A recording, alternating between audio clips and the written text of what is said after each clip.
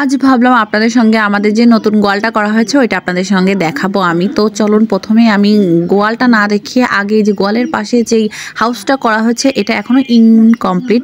তো এটা পুরো কমপ্লিট হওয়ার পরে আমি আবার আপনাদের সঙ্গে শেয়ার করব। তো ইনকমপ্লিট যেহেতু সেটা আপনাদের একটু দেখাই দিলাম। তো এটা রিসেন্ট তৈরি হয়েছে, এটার উপরে এখনও প্লাস্টার করা যাবে না, 1-2 দিন হয়েছে এই জন্য। আর আমাদের এখানে একটা অনুষ্ঠান হচ্ছিল বলে অনুষ্ঠানের কারণে আমাদের গোয়ালটা মিস্ত্রিদের বললাম যে করা লাগবে না, এখন কিছুদিন পরে করুন, 2-3 দিন পর। তো সেই জন্যই বন্ধ রাখা হয়েছে বলে এখনো ইনকমপ্লিটই আছে। আর এই যে দরজাটা এটা হচ্ছে আমাদের গরুর যেখান থেকে ঢুকবে এটা হচ্ছে ফ্রন্ট সাইড, তো আর ব্যাক সাইড হচ্ছে ওই পাশে। তো এই আমাদের যেহেতু রাস্তা পাশেই, তো রাস্তায় বিভিন্ন ধরনের গাড়ি যায়, যার জন্য আওয়াজটা একটু চলে আসে, ভয়েস দেওয়ার সময় খুবই প্রবলেম হয়, তো ভুল ত্রুটি মাফ করবেন। আর এটা হচ্ছে গরুর যে গোবর থাকে সেই গোবর দিয়ে আমরা এটা লোক দিয়ে বানিয়ে তারপরে শুকানো হয়।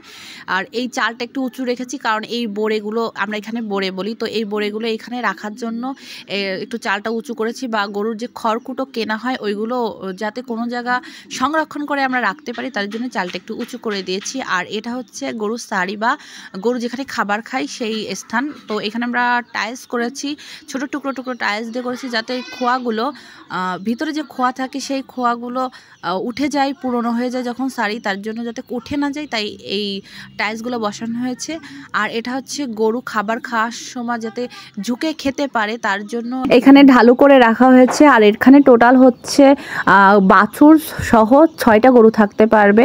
আর বাছুরের জন্য আলাদা ছোট্ট একটা সারি করে রাখা হয়েছে যাতে বাছুর খেতে পারে যখন দুধ দোয়ানো হবে বা কোনো প্রবলেম হলে তখন বাছুর যাতে আলাদা বেঁধে রাখা যায় তার জন্য।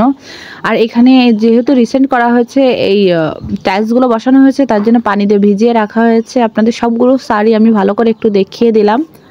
আর এই শাড়ির ভিতর যে সময় খাবার দাবার দেওয়া হবে অনেক ফ্যান বা পানি এগুলো জমা হবে, সেগুলো গন্ধ হয়ে যেতে পারে, সেই জন্য ওই পানিটা বা নোংরা পানিটা যাতে বের হয়ে যেতে পারে তাই এইখানে এই সিস্টেম করা হয়েছে যে ভিতর থেকে পাইপ সিস্টেম করা যেত, কিন্তু আমরা পাইপ সিস্টেমে অনেক খরচ পড়ে যাবে, এই জন্য এখানে বোতল যে ছোট ছোট এক পর বোতল পাওয়া যায় সেই বোতলগুলো কেটে মিস্ত্রিরা এইভাবে সুন্দর করে বসিয়ে দিয়েছে। আর এটা হচ্ছে গরুর গলায় যে দড়ি বাঁধা হয় সেই দড়ি বেঁধে রাখার জন্য এই পাশ আর ওই পাশ করে এরকম টানা বাঁধা হয় যাতে গরু কোথাও ছুটে না যায় তার জন্য। আর আমাদের গোয়ালে অনেক পরিমাণ বড়ে রাখা হয়েছে কারণ রিসেন্টলি বৃষ্টি পড়ার মতো আবহাওয়া হয়েছিল, তার জন্য সব এই গোয়াল ঘরের ভিতর রেখে দেওয়া হয়েছে। আর এই যে বাছুর বাঁধার জন্য বা ছোট বাচ্চা বাঁধার জন্য এই যে ছোট্ট একটা করে খাবার জায়গা করা হয়েছে গরুর জন্য। আর এর পাশেই ছিল হচ্ছে ড্রেন সিস্টেম করা যাতে গরুর মলমূত্র ড্রেন হয়ে পড়ে যায়। আর যে চাল সিস্টেম এর উপরে রাখা হবে বড়েগুলো। আর এই গোয়ালের ভিতর এত আলু রাখা কি জন্য, আলু হচ্ছে গরুকে খাওয়ানো হবে সেদ্ধ করে, তার জন্য এত আলু রাখা হয়েছে। আর এই টিনটা এত উঁচু দেওয়ার কারণ হচ্ছে গিয়ে যাতে উপরে আমরা কোনো জিনিসপত্র রাখতে পারি। আর এই যে দুই পাশে যে দুটো খুঁটি দেখছেন এই দুটো খুঁটি চেঞ্জ করে আরেকটু বাড়ানো হয়েছে। আর এই আলু রাখা হচ্ছে গরুর জন্য, এটা আগেও বলেছি।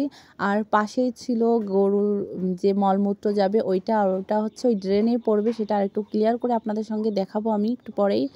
আর এই শাড়িটা ঝোলানো কারণ হচ্ছে এটা হচ্ছে মিহুল পিহুল আমার বোনের মেয়েরা যমজ ওরা, তো ওরা এসেছিল আমাদের বাসায় বেড়াতে, তো ওদের এখানে দোলনা বেঁধে দিতে হয়েছিল। তো এখানে আরও একটা দোলনা বাঁধা ছিল, সেটা কালকেই দড়িটা খুলে ফেলা হয়েছে এই আলু রাখার জন্য।